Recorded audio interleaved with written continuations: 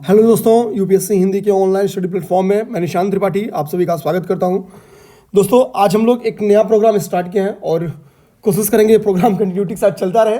और हम लोग कोशिश ये भी करेंगे कि 2030, देखिए पहले मैं टारगेट आपको बता दूं कि टारगेट क्या हम लोग का, ठीक है, उसकी ऐसी चीज़ हम लोग समझ पाएंगे। देखिए, हम लोग 2020 से बैक ईयर का पेपर डिस्कस करना स्टार्ट कर रहे हैं।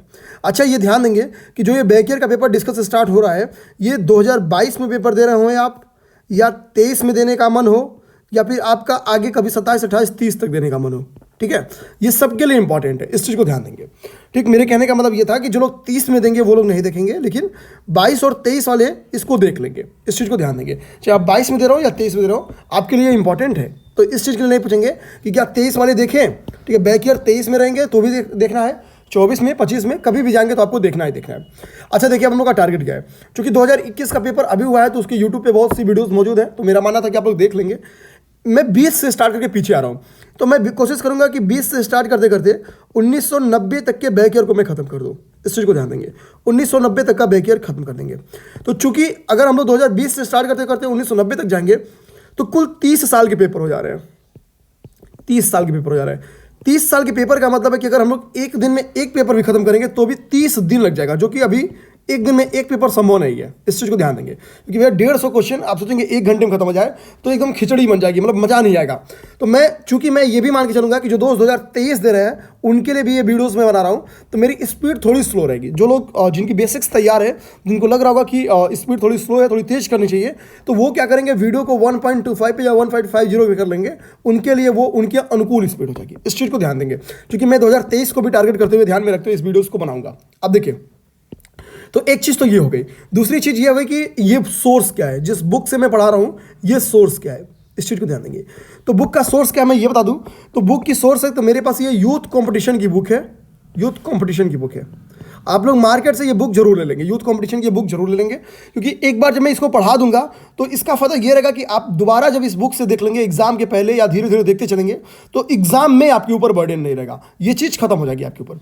इसी समय ध्यान देंगे, आप लोग 2022 भले दे रहे होंगे, लेकिन ध्यान से देखेंगे, अपने दिमाग में ये नहीं रखेंगे कि क्या अभी से पढ़ना बैक ईयर जरूरी है। लास्ट में अमूमन ये होता है, आपके दोस्तों में या जो भी जिनका रिजल्ट रुका हो एक बार उनसे पूछेंगे तो या तो वो बैक ईयर देख के नहीं कहते, या एकदम लास्ट ड्यूरेशन में जाके वो बैक ईयर देखें, मतलब जस्ट कि अब क्या करें, तो कुछ नहीं बचा तो बैक ईयर करें। इसका फायदा एक ये है कि बैक ईयर अगर इधर से खत्म करते चलेंगे एग्जाम के पहले, यानी एक महीने पहले अगर बैक ईयर आपका खत्म हो जाता है, तो इसका सबसे एक से 2 महीने मान लीजिए अगर पहले खत्म हो जाता है, तो सबसे बड़ा फायदा होता है कि आप उस ड्यूरेशन में टेस्ट के जो नोट्स बनाए हैं, बैक ईयर के जो नोट्स बनाए हैं, उसको फोकस कर जाते हैं, करेंट को फोकस कर जाते हैं, तो आपकी तैयारी पूरी तरह से संपन्न हो जाती है। अब एक चीज़ ध्यान दीजिए, यहीं पे मैं एक छोटा सा एक बात और ही बता दूं कि यूपीएससी हिंदी की यूपी पीसीएस की टेस्ट सीरीज चल रही है, यूपी पीसीएस प्री की, यूपी पीसीएस प्री की टेस्ट सीरीज चल रही है 2022 के लिए, और साथ में 2022 वालों के लिए आंसर राइटिंग बैच भी चल रही है। 2022 वालों के लिए डेली आंसर राइटिंग बैच भी चल रही है, इस चीज़ को ध्यान देंगे। तो कोशिश करेंगे जो दोस्त 2022 दे रहे हैं वो अपनी तैयारी को अगर चाह रहे कि संपूर्ण तरीके से चलता रहे, बीच में कहीं भी कमजोरी ना आए, जीएस भी आंसर राइटिंग भी करते रहें, प्रीलिम्स में भी तैयारी करते रहें, तो उनके लिए ये दोनों प्लेटफॉर्म मेरा मानना है ज्वाइन कर लीजिए, ठीक है। ये यूपीएससी हिंदी का डेली आंसर राइटिंग बैच है, ठीक है, और ये माना जाना बैच है। ध्यान देंगे कि इस बैच से जो सिलेक्टेड लोग हैं वो तक जुड़े हुए होते हैं, तो ये आपके लिए एक बेहतरीन प्लेटफॉर्म है जहाँ पे आप देखेंगे कि मैक्सिमम बच्चे, लगभग 50 से 60 बच्चे आपको आंसर राइटिंग करते मिलेंगे। आप भी वहाँ पे कंपटीशन कर सकते हैं और अपनी आंसर राइटिंग को इंप्रूव कर सकते हैं, ठीक है। तो डेली आंसर राइटिंग बैच के बारे में मैं एक स्पेशल वीडियोस और भी बना दूंगा, इसमें होता क्या है पीसीएस वालों के लिए, ठीक है। अच्छा, अब हम लोग देखेंगे प्री के लिए।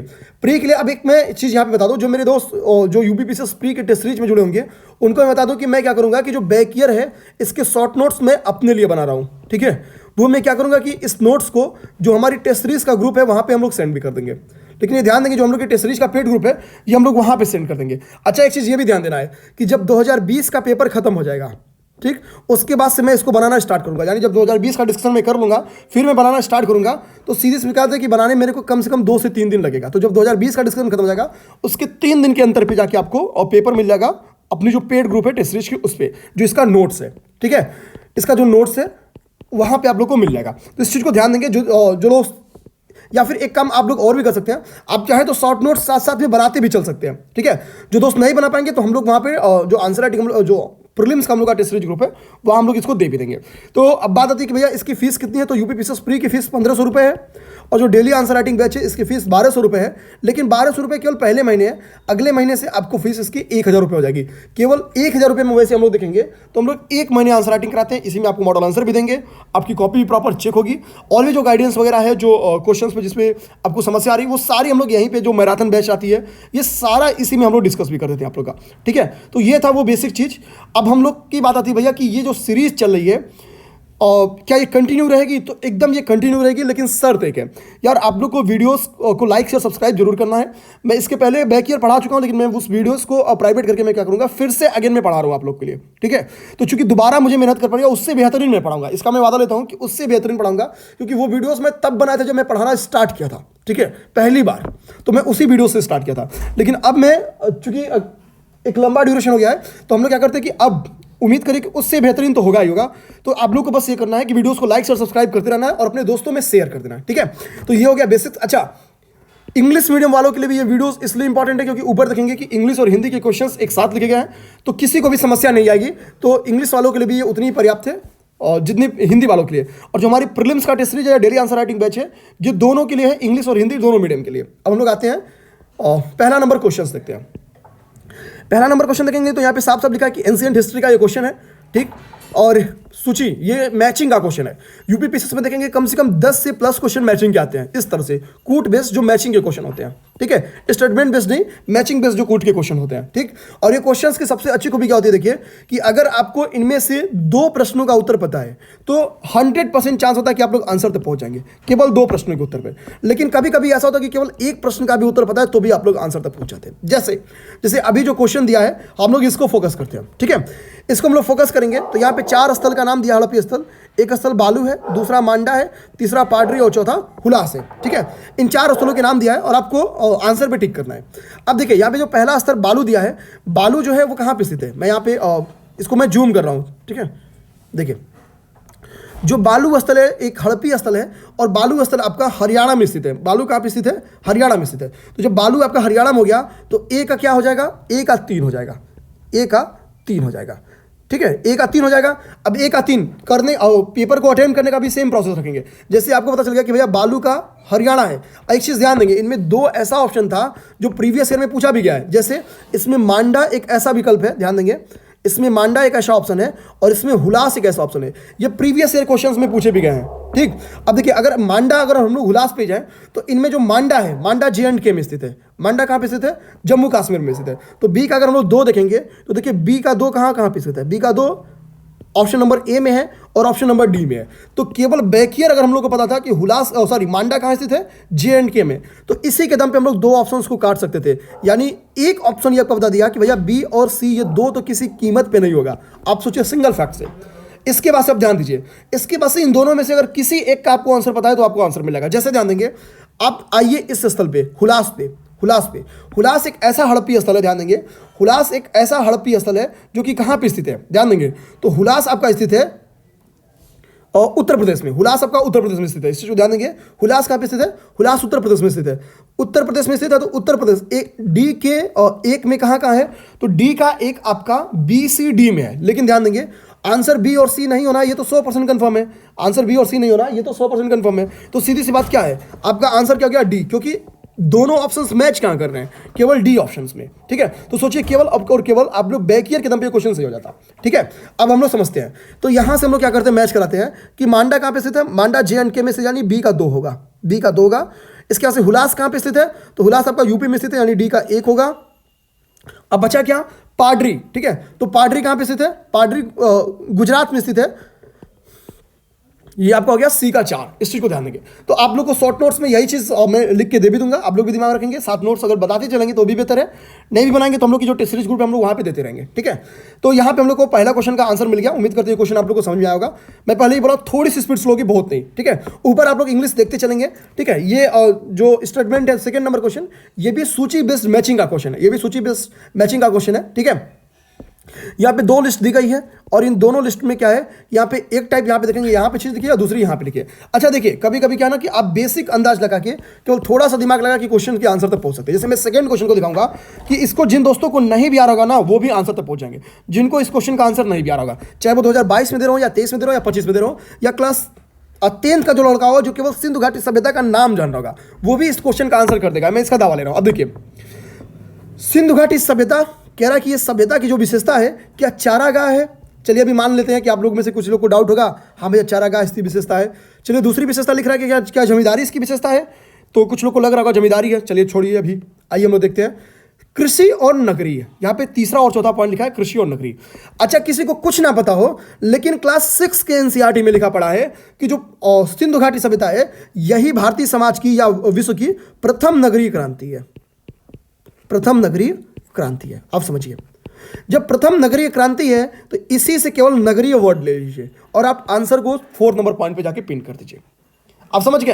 केवल इस क्वेश्चन को हैंडल करने में आपको इतना पता होना चाहिए था कि भाई हड़प्पा सभ्यता ही क्या है, प्रथम नगरीय क्रांति। द्वितीय नगरीय क्रांति कब हुई है? 600 बीसी में हुई है। 600 बीसी में हुई है जब लोहे की खोज हो गई है, लोहे का उपयोग होना स्टार्ट हो गया। खोज नहीं, लोहे का उपयोग बहुत तेजी से जब होना शुरू हो गया है, क्योंकि उत्तर वैदिक पीरियड में लोहे का यूज बहुत तेजी से होना शुरू हो गया है। तो जब लोहे का यूज बहुत तेजी से होना शुरू होगा तो क्या होगा?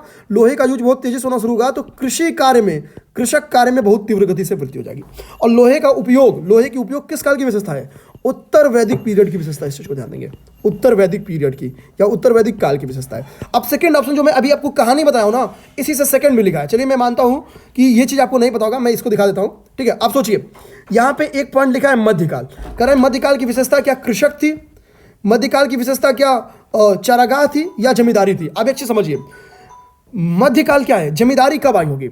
जमींदारी तब आई होगी जब एक वर्ग का कंट्रोल आएगा लैंड पे। जब क्या आएगा? कंट्रोल आएगा। और ये जमींदारी व्यवस्था आपको मेडुअल पीरियड में सुनने को मिलेगी। ध्यान देंगे, जब आप लोग चले जाते हैं सल्तनत पीरियड पे, तो सल्तनत पीरियड के आगे हम लोग को जमींदारी वर्ड सुना मिल जाता है। ठीक है, तो जमींदारी ये एंशिएंट पीरियड की वर्ड नहीं है, because zamindari is negative word, सीधे हम लोग समझ सकते हैं। तो जमींदारी जब निगेटिव वर्ड हो गया और एंशिएंट बहुत पॉजिटिव चलता है, थोड़ा सा महिलाओं की स्थिति देखेंगे एंशिएंट में मिलती है, लेकिन गुप्ता पीरियड तक हम लोग कह सकते हैं, गुप्ता क्या हर्ष काल में भी चीजें ठीक ठाक चलती है, जो कि एंशिएंट पीरियड का लास्ट ईयर है। ठीक है, या लास्ट फेज है हर्ष का पीरियड। आप समझिए, जमींदारी एक हम लोग कह सकते हैं एक निगेटिव वर्ड के तौर पे लिया जाता है भारतीय समाज में, भारतीय इतिहास में। ठीक है, क्योंकि जमींदारी ने क्या किया कि एक वर्ग को संपन्न बनाया, दूसरे वर्ग को कंट्रोल को जमीन से हटा दिया। ठीक है, तो एक वर्ग विशेष के हाथ में एक कंट्रोल आ जाता है लैंड पे, और उस लैंड ही सब कुछ था। ठीक, तो जमींदारी क्या है? जमींदारी मध्यकाल का युग है। इस चीज को मध्यकाल की विशेषता है। तो केवल आपको थोड़ा सा दिमाग में लगाते हैं कि भैया जमींदारी क्या है? मध्यकाल की विशेषता है। इसी के दम पे आप लोग आंसर पहुंच जाते हैं। देखिए, एक आचार कहां पे है? केवल 2 ऑप्शन में है। एक आचार केवल 2 ऑप्शन में, यानी बी नहीं होगा और सी नहीं होगा। ये तो कंफर्म हो गया कि बी और सी नहीं होगा। अब ध्यान दीजिए, डी का यहां पे क्या खड़ा है। अब हम लोग थोड़ा सा इसको मैं माइनस हटाता हूं, डी पे जाइए, क्योंकि हम लोग मध्यकाल मिला है। मध्यकाल में क्या कह रहा है? डी का 1 कह रहा है और डी का 2 कह रहा है। ठीक है, तो डी के 1 पे क्या है? डी के 1 पे चारागाह है, लेकिन यह चारागाह मध्यकाल की विशेषता नहीं है। इस चीज को ध्यान देंगे, चारागाह नहीं मध्यकाल की विशेषता है। मध्यकाल की विशेषता क्या है? जमींदारी है। तो मध्यकाल की विशेषता जब जमींदारी हो गई, यानी डी का क्या होगा? डी का 2 होगा। तो इस तरह से आंसर हम लोग को क्या मिल गया? ऑप्शन नंबर डी मिल गया। हालांकि आप लोग देख रहे हैं यहाँ पे बी लिखा है, जो कि गलत लिखा है। इस चीज को ध्यान देंगे, इससे ये गलत टाइप हो गया। इस चीज को दिमाग में रखना है। ठीक है, उत्तर वैदिक समाज की विशेषता कृषक है। मैं स्टार्ट में बता दिया कि भैया लोहे का उपयोग जब स्टार्ट हुआ किसमें? उत्तर वैदिक काल में। लोहे का उपयोग बहुत व्यापक तरीके से होने लगेगा, तो एग्रीकल्चर के लिए लैंड तैयार हो जाएगा। और यानी कृषक किसकी विशेषता है? कृषक विशेषता आपकी उत्तर वैदिक समाज की। ठीक है, वैदिक समाज की विशेषता बची क्या? चारागाह। ठीक है, दिए गए आंसर के अनुसार। अब आइए हम लोग नेक्स्ट क्वेश्चन देखते हैं। नेक्स्ट क्वेश्चन है महाजनपद, और एक तरफ उन जनपदों की कैपिटल्स लिखी गई है। ये भी लिख रहा है कि 2 लिस्ट है, लिस्ट 1 और लिस्ट 2। इन दोनों लिस्ट को क्या करना है? करेक्ट मैच करना है। और जो कोड दिया गया है नीचे, ये जो कोड दिया गया है, इस कोड के हिसाब से आपको आंसर टिक करना है। और ये बहुत प्यारा सा क्वेश्चन है, कुछ नहीं इस क्वेश्चन को करने के लिए करना था। इस क्वेश्चन में हम लोग दिमाग में रखेंगे, महाभारत स्टार्ट हुआ था कोविड ड्यूरेशन में, केवल महाभारत देखना था। जो दोस्त महाभारत देखे थे उनको ये क्वेश्चन करना बहुत आसान है। जैसे ध्यान देंगे, इसमें एक राजधानी लिखी गई है इंद्रप्रस्थ। ठीक है, अब इसमें इंद्रप्रस्थ में देखेंगे, इंद्रप्रस्थ वर्ड कहां सुनने को मिलता है? कौरव और पांडव के बीच में सुनने को मिलेगा। ये 2 ही वर्ड सुनने को मिलता है, कौरव और पांडव के ड्यूरेशन में। ठीक है, अब देखिए यहां पे एक ही वर्ड मिल रहा है, कुरु। ठीक है, तो थोड़ा कौरव और पांडव से मैच कर रहा है। अब सीधा केवल उसी दिमाग से मिला दीजिए बी का 4। बी का 4 मिलाएंगे तो 2 ऑप्शन केवल बचे। 2 ऑप्शन आपके खत्म हो गए। केवल महाभारत की जो थियरी थी उसी के दम पे हम लोग क्या किए? ए और डी ऑप्शन को काट दिए। ए और डी ऑप्शन को काट दिए। ठीक है, तो कुरु की राजधानी क्या थी? जो कुरु महाजनपद था उसी की राजधानी इंद्रप्रस्थ हुआ करती थी। ठीक है, ये दिल्ली के इर्द गिर्द की राजधानी थी, ध्यान देंगे दिल्ली के इर्द गिर्द का ये क्षेत्र था। अब एक चीज समझिए, अब इस चीज को हम लोग देखनी है। अब हम लोग क्या करते हैं, मत्स्य को जाते हैं। ठीक है, मत्स्य को देखते हैं। ठीक, अब यहां पे कह रहा है कि मत्स्य की राजधानी क्या है, देखेंगे दूसरा वर्ड जो विराटनगर है। ठीक है, विराटनगर का नाम लोग देखेंगे, जब अज्ञातवास का ड्यूरेशन आता है तो अज्ञातवास में विराटनगर में कौन छुप जाता है? युधिष्ठिर, पांचों पांडव छुप जाते हैं। ठीक है, और ये किसकी राजधानी थी? ये मत्स्यों की राजधानी थी, इस चीज को जान देंगे। तो मत्स्यों की राजधानी क्या थी? विराटनगर थी। तो ए का 3 ढूंढ दीजिए, ए का 3 कहां है? चलिए, ए का 3 भी बी और सी में है। मत्स्य भी हम लोग को आंसर तक नहीं पहुंचा पाया। अच्छा, ऐसा कभी कभी ही आता है कि हम लोग को 2 आंसर पता हो और आंसर ना मिल पाए, कूट में ऐसा कभी कभी होता है, जैसे यहां पे हो गया। अब ध्यान देंगे, यहां पे आपको 2 चीज बची। 2 चीज क्या बची? कुरु बचा और सूरसेन बचा। आपको बताना है कि कुरु और सॉरी यहां पे सूरसेन और अस्मक बचा। ध्यान देंगे सी और डी बचा। यहां पे ए की हम लोग को आंसर क्या मिल गई? ए का 3 मिल गया और बी का क्या मिल गया? बी का 4 मिल गया। ठीक है, अब हमको सूरसेन और अस्मक में से जाना है कि सूरसेन और अस्मक देखिए किसकी राजधानी मथुरा थी, पहले हम लोग ये फोकस करते हैं। तो ध्यान देंगे अस्मक की राजधानी मथुरा हुआ करती थी, इस चीज को ध्यान देंगे। सॉरी, सूरसेन की राजधानी मथुरा हुआ करती थी, यहां पे ध्यान देंगे। ठीक है, अस्मक की नहीं, सूरसेन की। तो जब सूरसेन की राजधानी मथुरा हो गई तो सीधी सी बात क्या होगी कि सी का 1 नंबर हो गया। सी का 1 हो जाएगा तो हम लोग को तीसरा आंसर मिल गया। और बचा क्या? बचा अस्मक। तो अस्मक की राजधानी क्या थी? पोतन थी।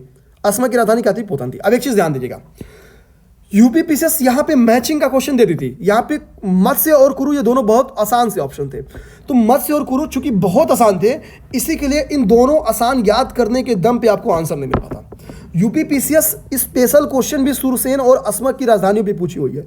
स्पेशली पूछी हुई है कि सूरसेन की राजधानी क्या थी, या पोतन निम्नलिखित में से किस महाजनपद की राजधानी थी। इस तरह से क्वेश्चन आए हुए हैं। ठीक है, मथुरा निम्नलिखित में से किस महाजनपद की राजधानी थी। इस टाइप के स्पेशल क्वेश्चन बन के आए हुए हैं। तो यूपीपीसीएस इसको बहुत इंपॉर्टेंट नजरिए से देखती है, इस चीज को ध्यान देंगे। तो ये मैचिंग का क्वेश्चन भले था, जो इसमें टफ पॉइंट थे सूरसेन और अस्मक, ये यूपीपीसीएस अपने बैक ईयर में दी हुई है। हम लोग संबंधित तरीके से क्रमबद्ध तरीके से आगे बढ़ेंगे तो हम लोग देख भी लेंगे आया था या नहीं। ठीक है, तो यहाँ पे सी का 1 हो गया और डी का 2 हो गया। आप लोग को याद कर लेना है कि मथुरा जो है, ठीक है, अभी एक कहानी भी चलती है, अयोध्या के बाद से एक स्टोरी बनी थी, एक हम लोग क्या कहते हैं, एक थीम बना था। ठीक है, मथुरा के ऊपर, हालांकि वो विवादित थीम है, हम लोग उसको नहीं चर्चा करेंगे। ठीक है, एक क्या है यहाँ पे अस्मक की पोतन है, इस चीज को ध्यान देंगे। ठीक, तो इस चीज को दिमाग में रखना है। मथुरा इसलिए इंपॉर्टेंट है, यूपी में मथुरा बहुत इंपॉर्टेंट है। ठीक है, और बीजेपी का शासन व्यवस्था जब तक रहेगी तब तक मथुरा इंपॉर्टेंट रहेगी। ठीक, इस चीज को ध्यान देंगे। तो मथुरा किसकी राजधानी थी, याद रख लेना, सूरसेन की। नेक्स्ट हम लोग आएंगे। नेक्स्ट भी एक क्वेश्चन बहुत प्यारा सा था, पुराणों में किसे त्रिपर्वतीय कहा गया है। ध्यान देंगे, पुराणों में जिसे त्रिपर्वतीय कहा गया है, पुराणों में ही उसे आंध्रभृत्त भी कहा गया है। इस चीज को ध्यान देंगे, पुराणों में जिसे त्रिपर्वतीय कहा गया है, पुराणों में उसे ही आंध्रवृत्त भी कहा गया है। ध्यान देंगे, आंध्रवृत्त भी कहा गया है। ठीक, ध्यान देंगे, ये पुराणों में इक्ष्वाकुओं को क्या कहा गया है? ऑप्शन नंबर 20 का सही है। इक्ष्वाकुओं को त्रिपर्वतीय कहा गया है। और इक्ष्वाकु क्या थे? इक्ष्वाकु सातवाहनों के सामंत थे। ये पेपर में क्वेश्चन बन के आया हुआ है। इक्ष्वाकु क्या थे? सातवाहनों के सामंत थे। इक्ष्वाकु क्या थे? सातवाहनों के समान थे।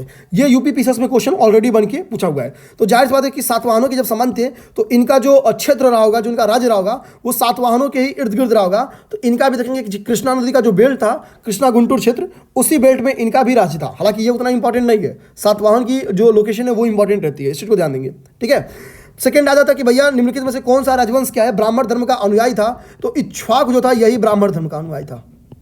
ठीक है, ये ब्राह्मण धर्म के फॉलोवर थे। हालांकि जो इनकी बीबियां थी ये बौद्धिज्म की फॉलोवर थी, इस चीज को ध्यान देंगे। रानियां बौद्धिज्म की फॉलोवर थी, लेकिन एक ऐसा यही धर्म है जहां पे देखेंगे कि बीबियां बौद्धिज्म को फॉलो कर रही हैं और पति लोग क्या कर रहे हैं, ब्राह्मण धर्म को फॉलो कर रहे हैं। ठीक है, तो इस चीज को ध्यान देंगे। तो यहां पे हो गया त्रिपर्वतीय किसे कहा जाता था? तो त्रिपर्वतीय इक्ष्वाकु को कहा जाता था। और आंध्रवृत्त वर्ड भी इन्हीं के लिए यूज किया गया। आंध्रवृत्त वर्ड भी इन्हीं के लिए यूज किया गया है पुराणों में, इस चीज को ध्यान देंगे।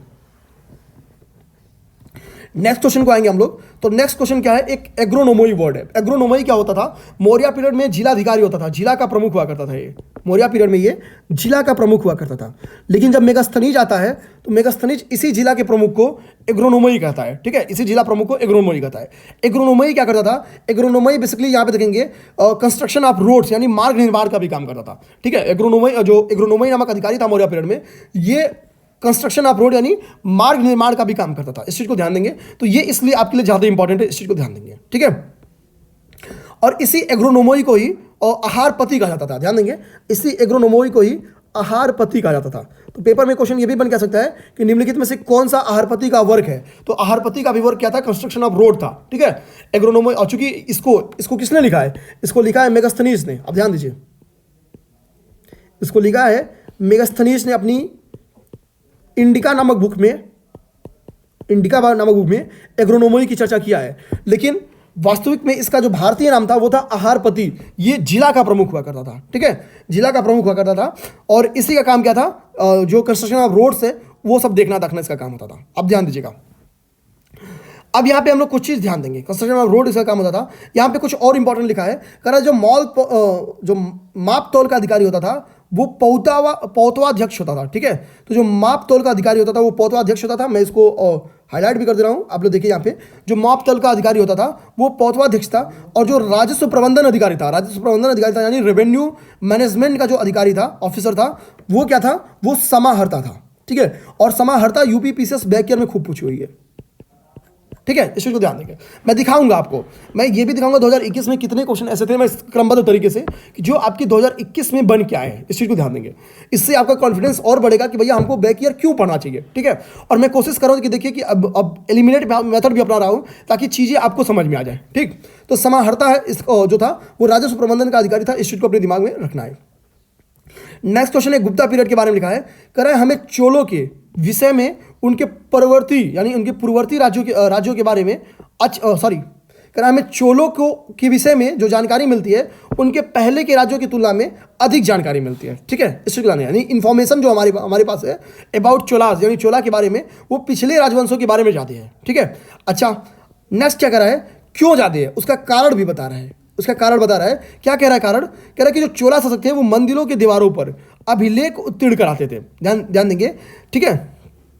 वो मंदिरों की दीवार पर क्या करते थे कि अभिलेख उत्तीर्ण कराते थे, यहाँ पे देखेंगे। और इसका रिजल्ट क्या होता था, और उसमें क्या करते थे कि वो लोग अपने जो विजय थे उसके ऐतिहासिक विवरण देते थे, ठीक है। यानी बेसिकली देखेंगे जो राजराज चोल था, इसी के टाइम पीरियड से चीज़ें स्टार्ट होती हैं।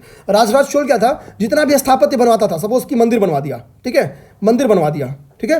तो ये क्या करता था कि जो इसकी दीवारें हुआ करती थी, इन दीवारों पर क्या करता था कि अपनी जो उपलब्धियां थी, चोला पीरियड की जो उपलब्धियां थी, जैसे चोला ने किसी को मार पीट के आज विजय करके आया, तो यहाँ पे लिखवा देंगे कि आज XYZ राजा को हरा दिए 36 घंटे में, ठीक है। इस तरह से लिखवा देंगे। तो होता क्या है कि चूंकि अब मंदिर क्या है, मंदिर अभी भी है और उस पर जो लेख है वो अभी भी है, तो हम लोग जाते हैं इजीली पढ़ लेते हैं भैया चोला ने क्या काम किया है। तो चूंकि चोला पीरियड की जो की गई कामें हैं, यानी जो युद्ध है, जो ऐतिहासिक वर्णन है, जो ऐतिहासिक उपलब्धियां हैं, वो किसी ना तो किसी माध्यम से, किसी ना तो किसी स्थापत्य पे लिखी गई हैं, किसी अभिलेख पे लिखी गई हैं। यही रीज़न है कि हमको इनके पीरियड की जानकारी मिल जाती है,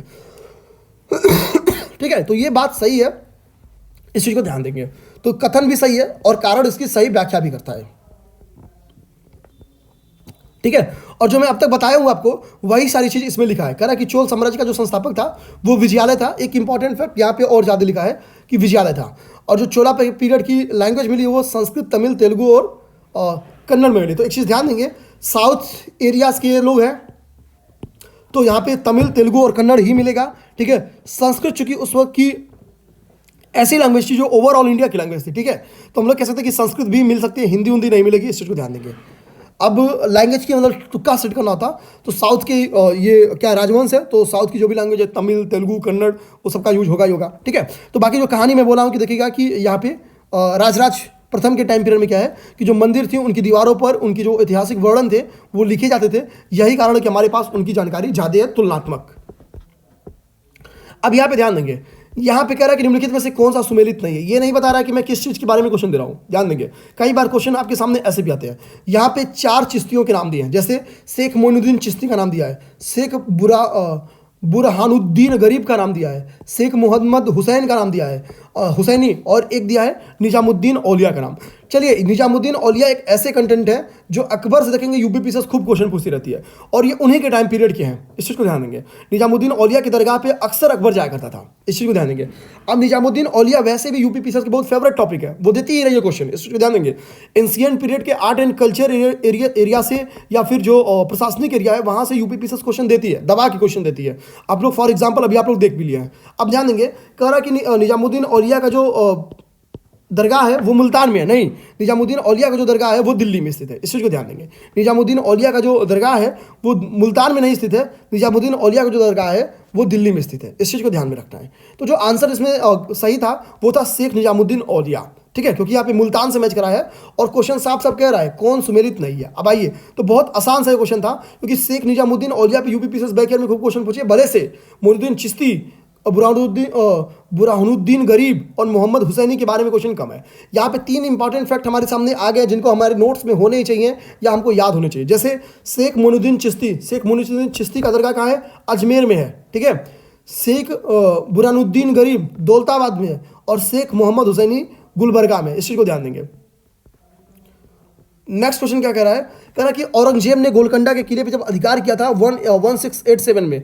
अब एक अपने दिमाग में रखेंगे, कल को पेपर में क्वेश्चन दे देगा निम्नलिखित में को कालानुक्रम के हिसाब से सेट करिए। यहाँ पे कहीं ना कहीं दे देगा कि गोलकुंडा के किले पे औरंगजेब का अधिकार कब हुआ था। अपने दिमाग में ये फैक्ट वेरी इंपॉर्टेंट फैक्ट है, जिस फैक्ट को आज क्वेश्चन के रूप में दी है यूपीपीसीएस, कल यही फैक्ट इंपॉर्टेंट बन के आपके आंसर के रूप में आपके सामने आ जाएगा। ये क्वेश्चन याद कर जाना है, ये कभी भी 22 में भी ये क्वेश्चन बन के आ सकता है कि औरंगजेब ने गोलकुंडा के किले पे कब अधिकार किया। तो ध्यान देंगे 1687 में किया था, ये आपके क्वेश्चन में दिया हुआ है कब? 2020 के पेपर में। इसको याद कर जाना है। 1687 में हुआ था। अब हुआ था क्या था, स्टोरी सुनिए। हुआ ये था, क्वेश्चन पहले क्या कर रहा है कि गोलकुंडा का उस वक्त कौन शासक था? तो गोलकुंडा का शासक उसको देखेंगे अबुल हसन कुतुब शाह था, अबुल हसन कुतुब शाह था, ठीक है। अब ध्यान दीजिए, हुआ क्या था ये बताते हैं। होता क्या था कि जो गोलकुंडा का शासक होता था या गोलकुंडा जो साम्राज्य हुआ करता था, बेसिकली हैदराबाद के क्षेत्र में ये पड़ता था। तो होता क्या था कि ये लोग कर दिया करते थे, टैक्स दिया करते थे, किसको? मुगल साम्राज्य को। और अबुल हसन कुतुब शाह ने क्या कहा कि भाई औरंगजेब तुमको जो करना है कर लो, जो उखाड़ना है उखाड़ दो, मैं तुमको टैक्स नहीं दूंगा। अब ये बात औरंगजेब को बुरा लग जाएगी, बोलेगा ठीक है भाई चल, तुम अब मुझको बोले उखाड़ने के लिए तो मैं उखाड़ के दिखाता हूँ। अब वो क्या करेगा? गोलकुंडा पे चढ़ाई करेगा। गोलकुंडा पे चढ़ाई करेगा तो 1687 में अबुल हसन कुतुब शाह को हराएगा, ठीक है, इनको छोटा करेगा और बोलेगा अब यहां पे जिसको बैठाएंगे वो टैक्स देगा, ठीक है। अब ध्यान से समझिएगा, तो गोलकुंडा का शासक कौन था? याद कर जाना है, अबुल हसन कुतुब शाह, ठीक है। कुतुब शाह ने ही चैलेंज दिया था औरंगजेब को कि टैक्स नहीं दूंगा, सीधी सी बात है। और ये बात लग जाती है औरंगजेब को बुरा, ठीक है। अब आती है हम लोग बात, यहाँ पे आंसर देखेंगे तो आंसर में भी जो चीज़ मैं बोला हूँ वही सारी कहानी यहाँ पे लिखी गई है, ठीक है। और अलग से कुछ नहीं लिखी गई है, जो मैं बोला हूँ वही लिखी गई है। आपका मन करेगा तो इसको पढ़िएगा, मन करेगा छोड़ दीजिएगा, जो मैं बोला हूँ बस वही कहानी है इसमें। नेक्स्ट देखेंगे, अकबर एक ऐसा शासक था जो एक मुगल शासक बहुत था, एक मुस्लिम शासक भले था, लेकिन उसके कुछ कार्य ऐसे हैं जिसको न्यूट्रल तौर पे देखा जाता है, यानी हम लोग कह सकते हैं जिसको धर्मनिरपेक्ष या पंथ निरपेक्ष के तौर पे देखा जाता है, ठीक है। हालांकि समाज ऐसा नहीं मानता था, उनका मानना था कि ये कंट्रोल करना चाहता है, ये रूल्स बदलना चाहता है सोसाइटी के। ध्यान देंगे, अकबर ने क्या किया था कि जो एज ऑफ मैरिज है उसके रूल्स में चेंजिंग किया था। और एज ऑफ मैरिज की बात ही छोड़ दीजिए, पूरे मैरिज के ही रूल्स में चेंजिंग कर दिया था अकबर ने। जैसे ध्यान देंगे, अभी क्वेश्चन के अकॉर्डिंग चर्चा करेंगे। अकबर कह रहा है, जैसे मैं बोल भी देता हूं, अकबर ने क्या कहता है, एज फिक्स कर देता लड़कियों और लड़कियों का, भैया इतनी की उम्र से लड़कियां और इतनी उम्र से लड़की, इसके कम उम्र से शादी करोगे तो फिर समझ जाना खैर नहीं है, अकबर की दरगाह में आना पड़ेगा, दरबार में आना पड़ेगा, ठीक है, दरगाह में नहीं। अब अकबर के दरगाह में जाया जा सकता है, तब दरबार में आना पड़ता था, ठीक है। अब सुनिए, अच्छा ये भी नहीं था कि भैया लव मैरिज को बढ़ावा दिया, ठीक है, ऐसा नहीं कि अपने लव मैरिज किया तो सबको लव मैरिज को बढ़ावा दिया, ऐसा नहीं। उसने बोला ठीक है लव मैरिज करना है लेकिन घर वालों से अनुमति भी लेना है, ठीक है, बाप को भी नुकसान नहीं पहुंचाना है। अब समझिए रूल्स क्या बनाएगा, वो बोलेगा भैया कि जो लड़के लोग हैं उनको 16 साल की उम्र तक इंतजार करना पड़ेगा अपनी शादी का, ठीक है, यानी अकबर के टाइम पीरियड हम लोग रहते तो अब तक शादी हो जाता, और लड़कियों को 14 साल। अब समझिए, तो यहां पे हम लोग 16-14 रूल याद करेंगे, 16-14 रूल, ठीक है। तो अकबर का ये 16-14 रूल याद करेंगे, जो 16 और 14 साल में शादी की अनुमति दी जाता। तो जाहिर सी बात है, आज भी देखे ना, लड़कों की जो शादी की अनुमति वो थोड़ा ज़्यादा है, लड़कियों के लोग थोड़ा कम मानते हैं, ठीक है। तो इसमें 16-14 रूल में हम लोग समझ जाएंगे कि 14 वर्ष में किसकी शादी थी और 16 वर्ष में किसकी शादी थी। ये समझने में दिक्कत नहीं आएगी, ठीक है। और ये समझने में जिसको दिक्कत आएगी कि भैया 16 वर्ष में किसकी शादी थी, 14 वर्ष में किसकी शादी थी, वो थोड़ा सा हिंदू सोसाइटी का हिस्सा नहीं है या इंडियन सोसाइटी का हिस्सा नहीं, हम लोग ऐसे बोल सकते हैं कि 16 वर्ष में ज़्यादा उम्र में हमेशा लड़कों की शादी होती है, लड़कियों की थोड़ी कम है, ठीक है। तो 16-14 रूल लेके आया था अकबर, इस चीज़ को ध्यान देंगे। तो सीधी सी बात है, जब 16-14 रूल लेके आया था तो क्या हो गया कि अकबर ने लड़कों और लड़कियों के विवाह की आय निर्धारित की, तो बिल्कुल की, बोला भैया लड़के 16 साल इंतजार करो, लड़कियां 14 ही साल, ठीक है। तो सीधी सी बात है, पहला स्टेटमेंट आपका सही हो गया। सेकंड स्टेटमेंट देखेंगे, सेकंड स्टेटमेंट क्या करा है, अकबर ने लड़कियों को अभिभावक के दबाव से अलग स्वयं की इच्छा से विवाह करने की स्वतंत्रता दी। ध्यान देंगे, अब ये थोड़ा सा समझने में फैक्ट इंपॉर्टेंट है, मतलब विवादित भी है। मतलब अब देखिए हुआ क्या था, ये भी सही है कि अकबर ने इस बात को बोला था कि लड़कियां की पसंद होगी, ठीक है, लेकिन अकबर ये नहीं बोला था कि तुमको अपने अभिभावक के दबाव से मुक्त रहना है, उनकी भी अनुमति आवश्यक थी। हालांकि अपना भी सामंजस्य इसमें बोल दिया था कि मतलब ठीक ठाक अपना भी सामंजस्य, यानी लड़का लड़की को पसंद हो, ऐसा भी नहीं कि ना पसंद हो, ठीक है। तो अब दोनों बात थी। अब इस दोनों बात को मिला के इसने स्टेटमेंट क्या तैयार किया है कि अकबर ने लड़कियों को अभिभावक के दबाव से अलग, यानी टोटली बोल दिया कि अभिभावक का कोई मतलब ही नहीं था, स्वयं की इच्छा से विवाह करने की स्वतंत्रता दी थी। अब ये स्टेटमेंट एक विवादित स्टेटमेंट था, ठीक है। यहाँ पे स्टेटमेंट तो आयोग ने सही मान लिया था। कुछ टेस्ट सीरीज में देखेंगे जो मॉडल आंसर आए थे उसमें इसको गलत माना गया था, ठीक है। कारण ये था कि दोनों बातें थी। अकबर ने डायरेक्टली ये नहीं बोला था कि अपने माता पिता के दबाव से अलग की बात थी, केवल ये बात थी और जो निकल के आती है कि भैया आपको अनुमति वहां भी आवश्यक थी, ठीक है। यानी माता पिता की अनुमति, यहाँ पे ध्यान देंगे, यहाँ पे लिखा भी है कि माता पिता की स्वीकारोक्ति आवश्यक थी, ऐसा नहीं कि नहीं आवश्यक थी, लेकिन आपसी सहमति भी आवश्यक थी, यानी लड़के और लड़की की आपसी सहमति भी आवश्यक थी। अब बात क्या है भैया, माता पिता की स्वीकारोक्ति अगर मान लो नहीं हुई तो लड़का लड़का मान लो आपस में सहमत है, लेकिन माता पिता की स्वीकारोक्ति नहीं हुई तो भी शादी नहीं कर सकते। स्टेटमेंट तो ये बोल रहा है, लेकिन अगर आपसी सहमति माता पिता की स्वीकारोक्ति हो गई और आपसी सहमति नहीं हुई तो भी नहीं होगी, ठीक है। लेकिन ये स्टेटमेंट क्या है, मर्ज करके दिया है और यूपीपीसीएस आयोग ने इसको सही माना है। तो कल को अगर आपके पेपर में क्वेश्चन आएगा तो इसको आप लोग भी सही मानेंगे, ठीक है। यूपीपीसीएस आयोग जिस चीज को सही माने, आप लोग के लिए वो गलत हो तो भी आपको सही के तौर पर याद करना है, ठीक है। मेरे नजर में स्टेटमेंट गलत था, बट आयोग की नजर में स्टेटमेंट सही है, ठीक है। इस चीज को ध्यान देंगे। यहाँ पे एग्जैक्ट आप लोग स्टेटमेंट समझ जाइएगा। कह रहा कि अकबर ने लड़कियों को अभिभावक के दबाव से अलग, यानी सीधी सी बात है कि अभिभावक को फ्री कर दिया गया था, अभिभावक से फ्री कर दिया गया था। लेकिन स्टेटमेंट यहाँ पे आप लोग एक्सप्लेनेशन में देखेंगे तो एक्सप्लेनेशन में भी साफ बात बोल रहा है कि नहीं, माता पिता की स्वीकारोक्ति आवश्यक थी, ध्यान देंगे। लेकिन उसके साथ क्या था, उसके साथ क्या था कि आपसी सहमति भी आवश्यक थी। अब भैया जो दोनों अगर एक साथ नहीं हुआ तो क्या करेंगे, ठीक है। लेकिन स्टेटमेंट क्या दे रहा है, स्टेटमेंट कह रहा है कि माता पिता की स्वीकारोक्ति आवश्यक नहीं थी। स्टेटमेंट तो यही कह रहा है, क्या कह रहा है कि अकबर ने लड़कियों की अभिभावक के दबाव से अलग स्वतंत्रता दी थी। लेकिन स्टेटमेंट ऐसा नहीं है, स्टेटमेंट ऐसा है लेकिन एक्सप्लेनेशन ऐसा नहीं है। और ये सही भी है, बुक्स में भी यही लिखा है कि ऐसा फुली नहीं था, ठीक है। तो चूंकि इसको आयोग ने फिर भी सही माना है तो हम लोग के दिमाग में रखे 22, 23, 24, 25 कभी भी ये क्वेश्चन दोबारा लौट के आएगा तो इस स्टेटमेंट को हम लोग सही मानेंगे, क्योंकि आयोग ने इसको सही माना है और चेंज नहीं किया है। अब हम लोग आते हैं नेक्स्ट क्वेश्चन पे। नेक्स्ट क्वेश्चन हमारा ये है, ठीक है। नेक्स्ट क्वेश्चन ये है, यहाँ पे एक अधिकारी वर्ग लिखा गया है और यहाँ पे उन अधिकारियों के कर्तव्यों पे चर्चा किया गया है, ठीक है। अब देखिए अधिकारी का क्या नाम लिखा गया है, दीवाने तन। यहाँ पे क्या लिखा गया, मुस्तारफी। यहाँ पे क्या लिखा गया, मुशरिफ। और यहाँ पे लिखा गया वाकियानविस। अब कह रहा भैया इसको मैच करा दो और मैच के आधार पर यहाँ पे कूट दिया गया है, ठीक है। यहाँ पे कूट दिया गया है, आपको बताना है कि ये कूट किससे मैच करा, ठीक है। यहाँ पे कूट के अनुसार आपको आंसर को टिक करना है। अब ध्यान देंगे जहाँ पे वाकियानविस थे, ध्यान देंगे जो वाकियानविस है, वाकियानविस का काम क्या था कि जो प्रमुख घटनाएं हैं, ध्यान देंगे प्रमुख घटनाओं एवं फरमानों को सूचीबद्ध करना वाकियानविस का काम था। अब वाकियानविस का काम क्या हो गया, प्रमुख घटनाओं एवं फरमानों को सूचीबद्ध करना। तो डी का आंसर क्या हो गया, डी का आंसर 2 हो गया। अब देखिए मैचिंग का ये तीसरा क्वेश्चन 2020 का है जो हमारे सामने आ रहा है, ठीक है। और हिस्ट्री के 10 में से तीसरा क्वेश्चन है। तो डी का 2 हम लोग मैच कराएंगे। डी का 2 हम लोग जैसे मैच कराएंगे, आंसर केवल एक है और वो है ऑप्शन नंबर बी। यानी केवल हम लोग को अगर वाकियानविस पता रहता, और प्रीवियस ईयर में ये क्वेश्चन दिया भी है, ऐसा नहीं कि ये क्वेश्चन वाकियानविस आया नहीं है, आया हुआ क्वेश्चन है, ठीक है। अब देखिए वाकियानविस क्या था, तो वाकियानविस प्रमुख घटनाओं एवं फरमानों को सूचीबद्ध करना इसका काम था। यहाँ पे ऊपर इसकी इंग्लिश में लिखी गई है, ठीक है। इंग्लिश जिसको चाहिए इंग्लिश देख लेंगे। इंग्लिश मेरे को पढ़ने से ही लग रहा है कि कठिन है, इसलिए मैं पढ़ नहीं रहा हूँ, ठीक है। आसान रहती तो मैं पढ़ देता। हम लोग नेक्स्ट आते हैं। तो डी का 2 हो गया, डी का 2 हो गया। तो स्टेटमेंट क्या बोला, स्टेटमेंट बोला क्या कि सी का 1 होगा, ठीक है। क्योंकि जैसे हम लोग डी का 2 मिलाए, एक ही ऑप्शन, एक ही जानकारी के दम पे आंसर मिल गया, केवल एक जानकारी के दम पे, ठीक है। आप समझिए यहाँ पे सी का क्या होगा, सी का 1 होगा। यानी मुशरिफ का काम क्या था, कार्यालय को संभालने के लिए। मुशरिफ का काम क्या था कि कार्यालय को देखना था, जो ऑफिस वर्क था उसकी देखभाल करना, उसको संभालना, इसका काम किसका था, मुशरिफ का काम था। तो सी का क्या हो गया, ए हो गया। बी का क्या होगा, कह रहा है बी का 4 होगा, बी का 4 होगा। बी क्या है, मुस्तारफी है। मुस्तारफी का काम क्या था, मुस्तारफी का काम था राज्य के आय व्यय का निरीक्षण करना, ठीक है। इस चीज को ध्यान देंगे।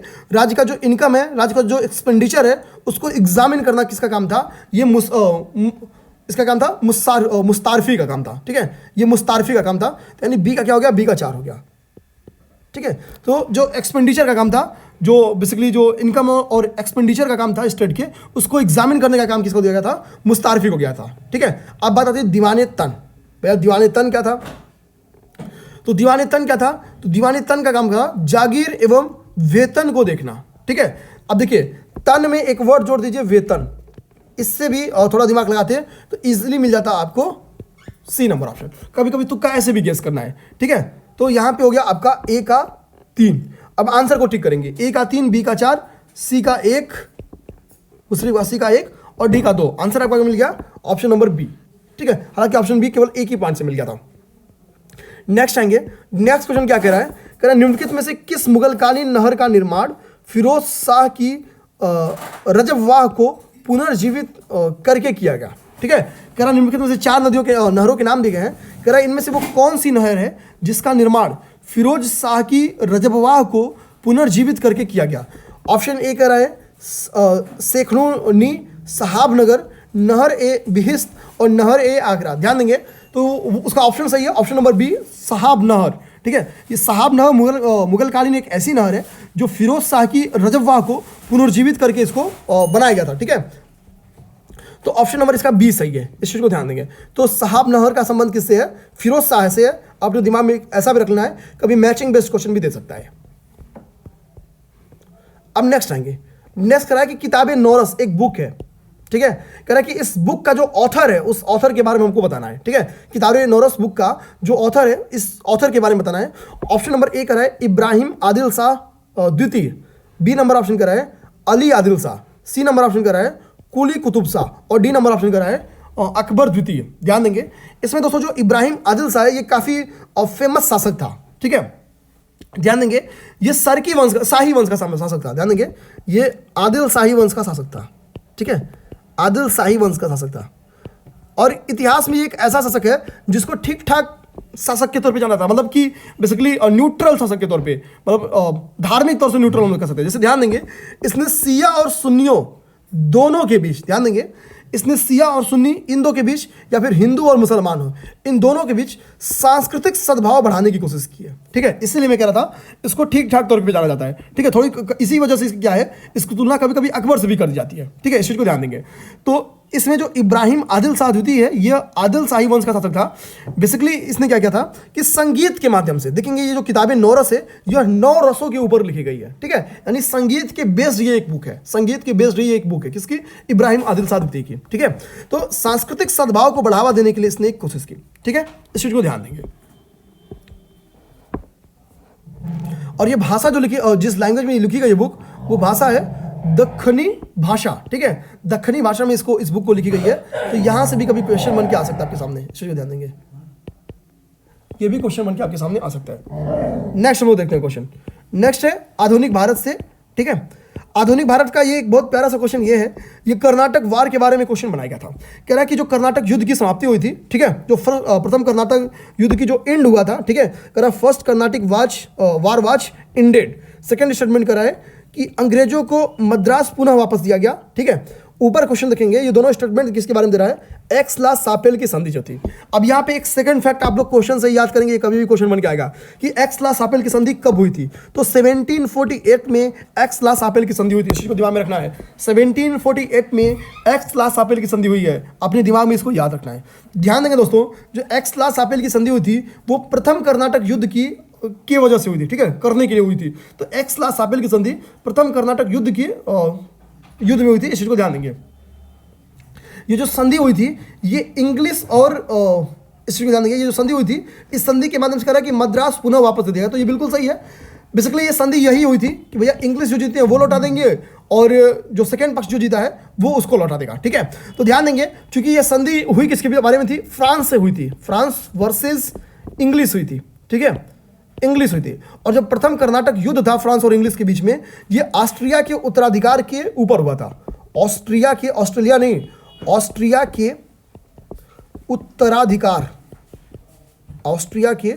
उत्तराधिकार के ऊपर हुआ था। अब ये ऑस्ट्रिया के उत्तराधिकार पे हुआ है तो ऑस्ट्रिया भारत में पड़ता नहीं है, तो यानी यह एक विदेशी मुद्दे के ऊपर दो विदेशी देश कहां भिड़ गए? भारत के क्षेत्र में भिड़ गए। अब समझिएगा। अब बात आती है कि भैया जब इसकी संधि भी की गई तो भारत में नहीं की गई, यूरोप में एक्स ला सापेल में ही की गई, और इसी के कारण संधि को एक्स ला सापेल की संधि कहते हैं। और इसमें यही बोला गया कि भैया अंग्रेज जो जीते हैं वो अंग्रेज लौटा देंगे, और फ्रांसीसी जो जीते हैं फ्रांसीसी लौटा देंगे। तो चूंकि मद्रास पे कंट्रोल किसका था, फ्रांसीसियों का था, तो अंग्रेजों सॉरी मद्रास पे कंट्रोल जो है अंग्रेजों का था, तो फ्रांसीसियों ने क्या कहा कि ठीक है भैया तुम हमसे क्या करो, अपनी मद्रास ले लो, बाकी हमारा जो छीनो हमको दे दो। ठीक है, आप लोग एक्स ला सापेल की संधि समझ गए। एक्स ला सापेल की संधि प्रथम कर्नाटक युद्ध में हुई थी। प्रथम कर्नाटक युद्ध ऑस्ट्रिया के उत्तराधिकार के लिए लड़ा गया था। ठीक है, तो जैसे ये ऑस्ट्रिया के उत्तराधिकार का मुद्दा यूरोप में खत्म हो जाता है, वैसे ये युद्ध का कारण भी खत्म हो जाता है, और एक एक्स ला सापेल की संधि यूरोप में यूके और फ्रांस के बीच में होगी। और जब यही संधि होगी, इसी संधि के माध्यम से एक हम लोग के साथ समझौता होगा कि भैया जो जिसका जीता है वापस उसको दे दे, किसी का भी जीता सामान कोई दूसरा नहीं रखेगा। ठीक है, अब ये हो गया हम लोग का एक्स ला सापेल की संधि। हम लोग नेक्स्ट देखेंगे। नेक्स्ट क्वेश्चन कह रहा है कि सिक्किम का भारत में विलय कब हुआ।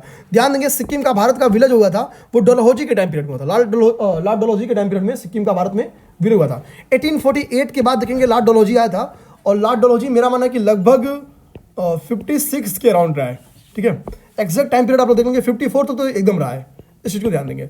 अब ये इसी के बीच की पूरी घटना ही है। ठीक है, लॉर्ड डलहौजी ने बेसिकली सिक्किम को और इसलिए विलय कर लिया, इसने माना कि अंग्रेजों के साथ बर्ताव किया है, 2 इंग्लिश डॉक्टर थे उनके साथ बुरा बर्ताव हुआ है, और यही कह के इसने क्या किया कि बोला कि सिक्किम क्या करो बेटा, तुम मेरे अंदर आ जाओ। ठीक है, लॉर्ड डलहौजी ने सिक्किम पर 2 अंग्रेज डॉक्टरों के साथ दुर्व्यवहार के आरोप में अपने अधिकार कर लिया। ठीक है, और यही देखेंगे दुर्व्यवहार का आरोप लगा के ही अवध को भी अपने कंट्रोल में कर दिया गया था। और ये वही टाइम पीरियड है, आप समझिए, ये वही टाइम पीरियड है जिसको ये लोग कंट्रोल नहीं कर पा रहे हैं, उसको दुर्व्यवहार के आरोप में कंट्रोल कर रहे हैं। ठीक है, ये वही टाइम पीरियड 1815 की घटना है, 1850 की घटना है, ध्यान देंगे। और यही 1857 में क्या हो रहा है, 1857 में ये आपका हो जा रहा है और प्रथम स्वतंत्रता संग्राम हो जा रहा है। और इसी के बीच में जहां तक मेरा मानना है कि 54 के करीब में क्या हो रहा है, और अवध का विलय किया जाएगा। 54-55 में अवध का विलय कर दिया जाएगा। आप समझिए, ये विलय की नीति इसी समय चल रहा है। तो विलय की नीति लाया कौन था, तो ये भी डलहौजी लाया था। केवल इसी बात पे आप लोग तुक्का लगा सकते हैं।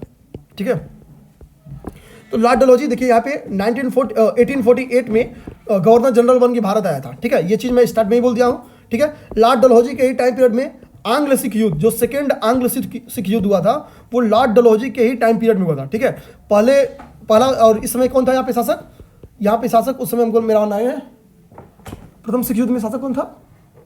ठीक है, एक सेकेंड, इसमें शासक थे, उनका नाम भूल गया हम। ठीक है, मैं इसका नाम अभी बता दूंगा, अभी मैं गूगल करके बता दूंगा। ठीक है, तो प्रथम सिख युद्ध देखेंगे। एक्चुअली मैं इसकी स्टोरी इसलिए बता दूं, लोग गए क्या थे, अफगान वार करने गए थे। अफगान वार करने गए थे तो इंग्लिश क्या थे कि इंग्लिश अफगान वार में हार गए थे। जब इंग्लिश अफगान वार में हार जाएंगे तो उनको लगेगा भैया आए हैं तो कुछ करके जाते हैं, तो उनकी नज़र चल जाएगी सिखों के ऊपर। ठीक है, और यहाँ पे सिख सम्राट उस वक्त कौन थी, रणजीत सिंह थे शायद, हाँ रणजीत सिंह थे, देखिए नाम याद आ गया। ठीक है,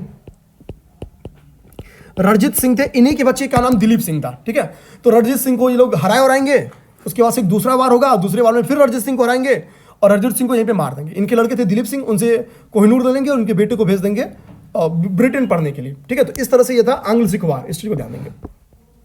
यहाँ पे देखिए लिखा भी है, महाराजा दिलीप सिंह को पेंशन देके भेज देते हैं। ठीक, अब आइए हम लोग देखते हैं, सिक्किम वाला हम लोग समझ लिए, तो हम लोग इस चीज़ को समझिए ना कि सेकेंड जो सिख वार हुआ था, सिक्किम का जो विलय हुआ है, ये सारी कहानी डलहौजी के टाइम पीरियड में हुआ है। इस चीज़ को ध्यान देंगे।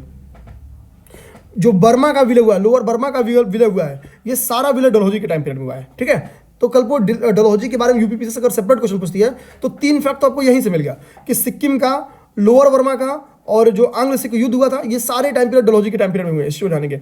अवध का विलय मैं बोल दिया किसी के टाइम पीरियड में हुए हैं। ठीक, नेक्स्ट हम लोग आएंगे। नेक्स्ट यहाँ पे कह रहा है कि निम्नलिखित में से किसने 1755 में डिंडीगुल मैसूर में एक आधुनिक शस्त्रागार की स्थापना की। अब समझिए 1755 की ये कहानी है, तो एक तो अपने दिमाग में ये रखना है कि डिंडीगुल मैसूर में निम्नलिखित में से मान लीजिए हैदर अली ने किया था, मैं आंसर बता दे रहा हूँ आपको, हैदर अली ने किया था। एक्चुअली ध्यान देंगे, अब यहाँ पे जो एक आधुनिक शस्त्रागार की बात कर रहे हैं, आधुनिक सोच वाले भारत में 2 ही शासक हुए हैं। मराठा को भी आधुनिक सोच का शासक नहीं माना जाता है, मैसूर को माना जाता है हमेशा। ठीक है, मैसूर में क्या हुआ, हैदर अली हो गया और टीपू सुल्तान हो गया, टीपू सुल्तान हो गया है। ये बाप बेटों को ही क्या बना जाता है, आधुनिक सोच वाला शासक बना जाता है। और इनको पता था कि हमको आधुनिक रूप से डेवलप कौन करेगा, तो उनको पता था कि हमको आधुनिक रूप से डेवलप कौन करेगा, फ्रांसीसी करेंगे। क्यों? क्योंकि फ्रांसीसी वर्सेस क्या चल रहा है, इंग्लिश चल रहा है। तो फ्रांसीसियों को जब भी काम मिलता था कि भैया इंग्लिश वालों को कौन छोटा करेगा, उसकी मदद करते थे। तो यहाँ पे इनको लगा कि भैया हैदर अली करेगा, हैदर अली करेगा, तो हैदर अली की क्या करेंगे, मदद करेंगे। अब होगा क्या कि हैदर अली आधुनिक शस्त्रागार की स्थापना करेगा, कहाँ पे, डिंडीगुल में। अब यही बात इंग्लिश को अच्छी नहीं लगेगी, क्योंकि इंग्लिश को वो कोई काम अच्छी नहीं लगती थी जो आधुनिक बनाए, जो भारतीय किसी गणराज्य को आधुनिक बनाए, क्योंकि उनको पता है जैसे ही आधुनिक बनाएंगे वैसे उनके साथ जो लड़ाई है वो छिड़ जाएगी। तो इनको लगेगा भैया अभी तुम आधुनिक बनना शुरू किए हो, इनको 6 इंच छोटा अभी कर दो, ठीक है। अगर सोचिए यहाँ पे अगर टीपू सुल्तान भी ऑप्शन में देता तो आप फंस जाते हैं कि भैया हैदर अली होगा या टीपू सुल्तान होगा। इस चीज़ को ध्यान देंगे। जो सेकेंड मैसूर वार हुआ है, जो सेकेंड मैसूर वार हुआ है, उसी में क्या होता है कि हैदर अली मारा जाता है और टीपू आता है, ठीक है। लेकिन जो सेकेंड मैसूर वार हुआ है वो कब हुआ है, वो हुआ 1780 से 1784 के बीच में, ठीक है। आप समझिए कि जो सेकेंड मैसूर वार हुआ है वो 1780 से 84 के बीच में हुआ है। तो यानी टीपू का दौर कब शुरू होगा, टीपू का दौर 1780 के बाद यानी 1784 के नजदीक में शुरू होगा। और ये घटना कब की है, 1755 के। आप समझे बात को। तो अगर हम लोग सेकेंड मैसूर वार हम लोग को बता रहे हैं कि सेकेंड मैसूर वार कब हुआ था, और यहाँ पे टीपू भी अगर ऑप्शन में होता तो भी हम लोग आंसर नहीं फंसते। अब अपने दिमाग में रखेंगे कि सेकेंड मैसूर वार कब हुआ था, 1780 से 84 के बीच में। प्रथम मैसूर वार कब हुआ था, 1767 के टाइम पीरियड में हुआ था, ठीक है। 70, अब ये देखिए 1780 को अगर हम लोग 1780 को 80 मान लेते हैं, ठीक है, 80 है, और 69 को हम लोग 70 मान लेते हैं, तो लगभग 10 साल के अंतर हुआ था। इस चीज़ को दिमाग में रख लेंगे, ठीक है। और इसी टाइम पीरियड में क्या करेंगे, मराठाओं से 20 वर्ष की संधि कर लेंगे। मराठा छूट जाएंगे भैया, 20 वर्ष के लिए निश्चिंत हो जाएंगे, तब तो मैसूर को वो लोग 6 इंच छोटा कर देंगे। अब हम लोग क्या आते हैं, 15वां नंबर क्वेश्चन हम लोग का हो गया। हम लोग आते हैं 16वें नंबर क्वेश्चन पे। 16वां नंबर क्वेश्चन क्या कह रहा है देखते हैं। ये कथन कारण का क्वेश्चन है, कह रहा ब्रिटिश सरकार ने भारत के अलग अलग भाग पर भू राजस्व की व्यवस्था की थी। बिल्कुल सही है। ध्यान देंगे इस वाले बेल्ट पे, अगर मैं भारत का मैप बना दूं छोटा सा, ठीक है, थोड़ा घटिया मैप रहेगा, देखिए ध्यान देंगे इस वाले रीजन पे, जो बंगाल उड़ीसा वाला रीजन है, इस वाले रीजन पे अस्थायी बंदोबस्त आएगा।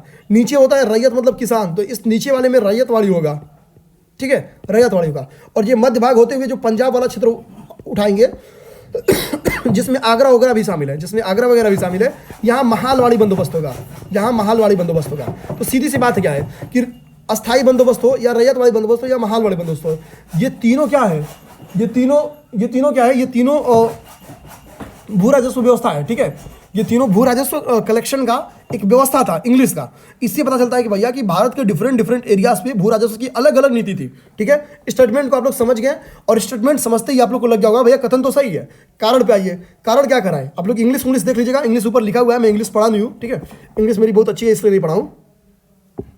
सेकंड स्टेटमेंट करा है कि इससे भारतीय किसानों को अलग अलग वर्ग बन गया। बिल्कुल सही है। ध्यान देंगे भारतीय किसानों में अलग अलग वर्ग बन गया। मैं इसको सिंपल स्टोरी समझा दूं। एक्चुअली हुआ क्या था, जब अस्थायी बंदोबस्त था, अस्थायी बंदोबस्त का एक रूल था जिसको हम लोग कहते हैं सूर्यास्त कानून।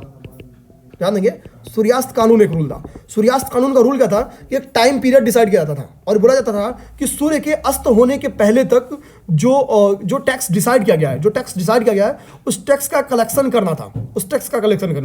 और टैक्स कलेक्ट करके क्या है कि गवर्नमेंट को, यानी जो इंग्लिश गवर्नमेंट है उसको देना था।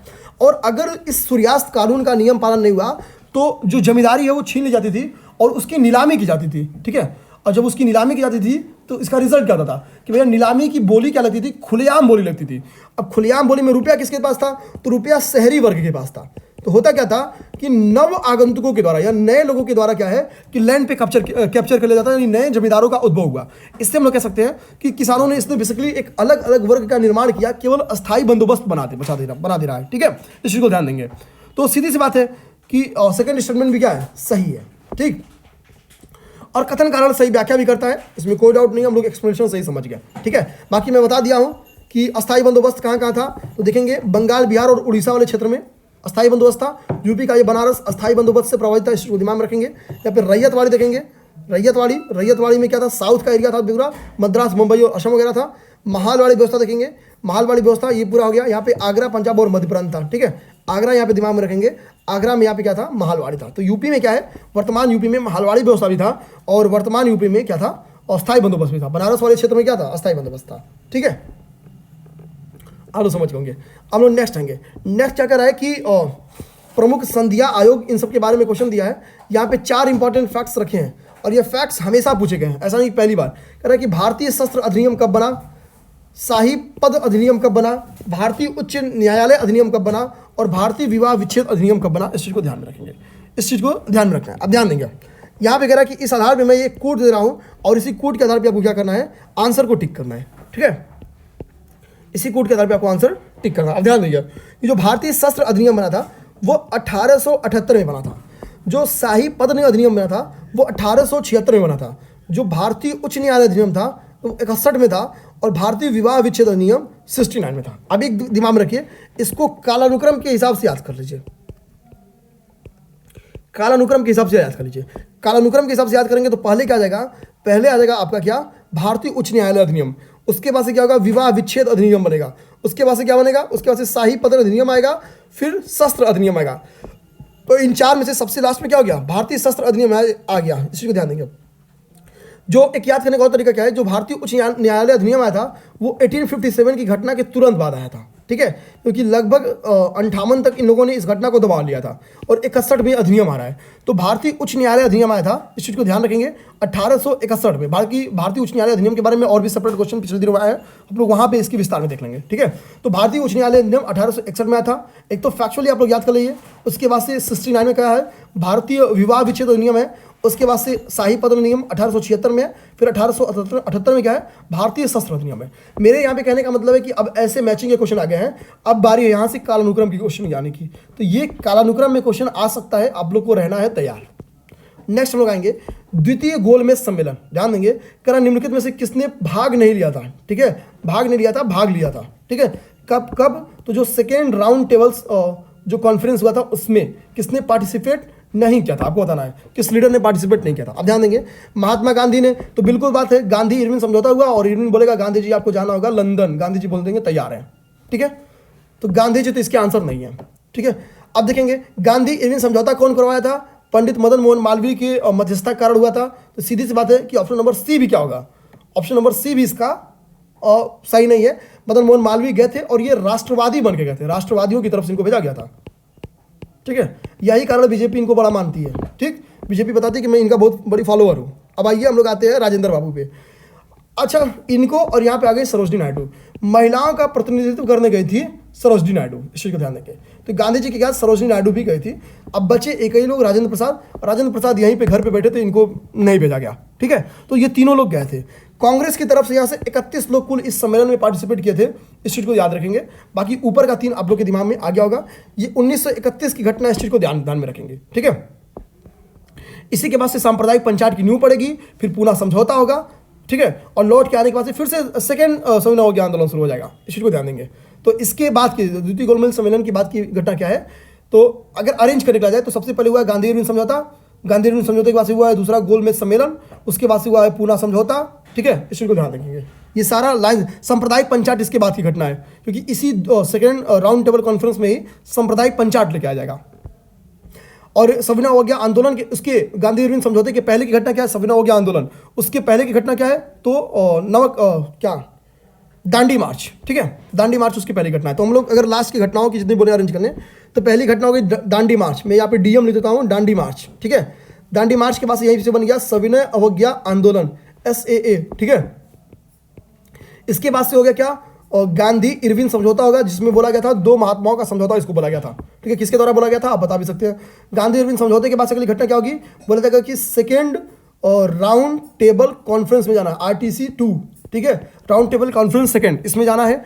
राउंड टेबल कॉन्फ्रेंस सेकेंड में क्या हुआ है, सांप्रदायिक पंचायत SP की आधार पड़ेगी, सांप्रदायिक पंचायत के आधार पड़ेगी, सांप्रदायिक पंचायत के आधार पड़ेगी। यहीं से बहुत खुश हो जाएंगे कौन, अंबेडकर जी, और दुखी कौन हो जाएगा, गांधी जी। तो यरौदा जेल में एक नया समझौता होगा और उसको हम लोग बोलेंगे पूना पैक्ट या यरौदा पैक्ट, ठीक है। इस चीज़ को ध्यान देंगे। ये पूरा 6-7 घटनाएं जो थी इसको मैंने अरेंज करके बता दिया, कभी पेपर में आएगा तो आप लोग तैयार रहेंगे, ठीक। अब यहाँ पे हम लोग एक क्वेश्चन ये देखते हैं। यहाँ पे क्वेश्चन क्या है, करा कि स्टोरी ऑफ माय डिपोर्टेशन, ठीक है, ये किसने लिखा है, सेकंड है गीता रहस्य, किसने लिखा है, यहाँ पे लिखा है अ नेशन इन मेकिंग, किसकी है, और यहाँ पे इंडिया विंस फ्रीडम किसकी है। ध्यान देंगे, जिस टाइम ये क्वेश्चन आया था उसी टाइम RO 2016 का पेपर हुआ था, और RO 2016 के पेपर में इंडिया फ्रीडम के बारे में भी क्वेश्चन आ गया था और गीता रहस्य के बारे में क्वेश्चन आ गया था। गीता रहस्य जो है बेसिकली ये तिलक जी का बुक है, ठीक है। गीता रहस्य किसकी बुक है, तिलक जी के। तो 20 से हम लोग 4 को मिला देंगे, 20 से हम लोग 4 को मिला देंगे बी से 4 को मिलाते ही 2 नंबर ऑप्शन हम लोग को कट गए। 2 ऑप्शन कौन से कट गए? बी नंबर ऑप्शन कट गया और डी नंबर ऑप्शन कट गया। यानी अब ए और डी में से ही कोई सही होगा, 2 नंबर ऑप्शन तो कट गया। ठीक है, अब ध्यान दीजिए, जो इंडिया फ्रीडम बुक है, ध्यान देंगे, इंडिया विंस फ्रीडम जो बुक है, ये मौलाना अबुल कलाम आज़ाद की बुक है। ध्यान देंगे, इंडिया विंस फ्रीडम किसकी बुक है? मौलाना अबुल कलाम आज़ाद की बुक है। मौलाना अबुल कलाम आज़ाद की बुक है। तो इसको हम लोग कर देते हैं सेकंड से, इसको सेकंड से मैच करा देंगे। तो डी का 2 हो गया, डी का 2 हो गया। तो डी का 2 कहाँ पे है? ऑप्शन नंबर ए में मौजूद है। इस तरह से ऑप्शन नंबर ए इसका सही हो गया। अब ध्यान देंगे, ए का क्या हो जाएगा? ए का 3 हो जाएगा। ए का 3 हो जाएगा, यानी क्या? The story of my deportation, ये बुक किसकी हो जाएगी? ए का 3 लाला लाजपत राय की बुक हो गई। ठीक है, अब बात है कि किसकी? सी की 1। तो सी का 1 किसका होगा? सी कौन सी बुक है? सी का बुक का नाम है a nation in making. A nation in making किसकी हो गई? सुरेंद्र नाथ बनर्जी की। ठीक है, तो इस तरह से आपका आंसर हो गया ऑप्शन नंबर ए। अब यहाँ से भारत का भूगोल स्टार्ट हो गया है, तो आगे बढ़ेंगे तो फिर वीडियो लंबा हो जाएगा। ठीक है, तो हम लोग यहीं से क्या करते हैं कि यहीं पे ब्रेक कर देते हैं। आज हम लोग बहुत ज़्यादा नहीं बीसी क्वेश्चन देख पाए, तो कल कोशिश करेंगे कि क्वेश्चन की संख्या थोड़ी बढ़ाई जाए, क्योंकि आज शुरू में इंट्रो भी देना था और क्या मेरी स्ट्रेटजी हम लोग की, उस पर हम लोग चर्चा किया तो थोड़ा टाइम लग गया है। तो चलिए फिर मिलते हैं हम लोग नेक्स्ट वीडियो में। धन्यवाद।